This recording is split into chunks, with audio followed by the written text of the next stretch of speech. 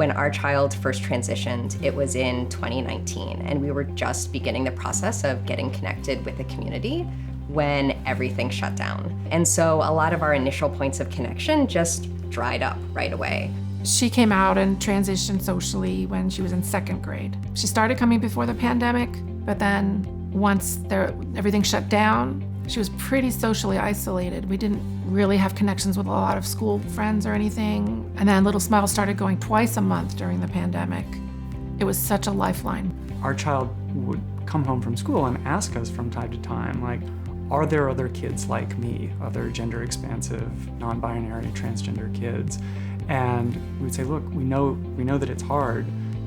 Not everyone identifies that way. And so being in community with other kids that are similar age, it's been like life-affirming and life-giving to them. Little Smiles has just given me a huge sense of relief and joy that I know my child has this resource. She has this community, this support. We live in a pretty progressive school district. There's GSAs in the middle school and the high school.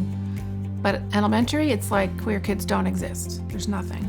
I think one thing about being so young, but knowing this thing about yourself that you're still figuring out, is that it's so lonely. There's only so much comfort you can give to a little kid to say, like, just wait. One day you are going to find your people. But they don't want to wait 5 years. They don't want to wait 10 years. They don't want to wait 15 years. They want to know where all the other kids are now.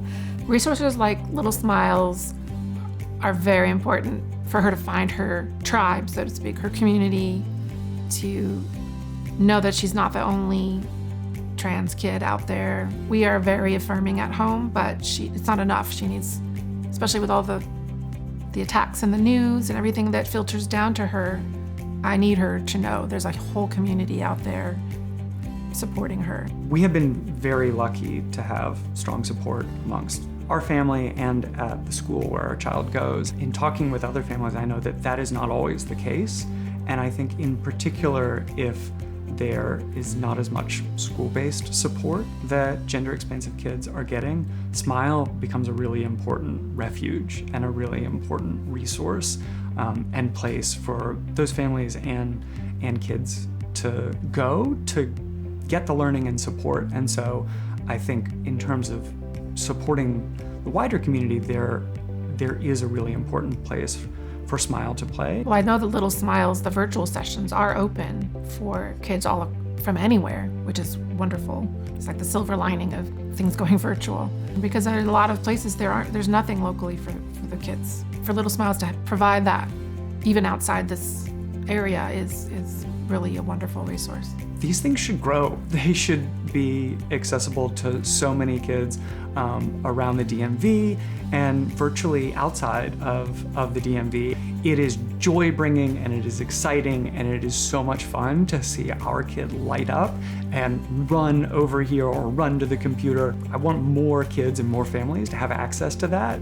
My child has benefited so much from this resource, and the fact that it is free for kids to attend is just incredible. It is that way any family who needs it is able to access it, and it just means the world to us. So many people out there really have nobody that they can turn to.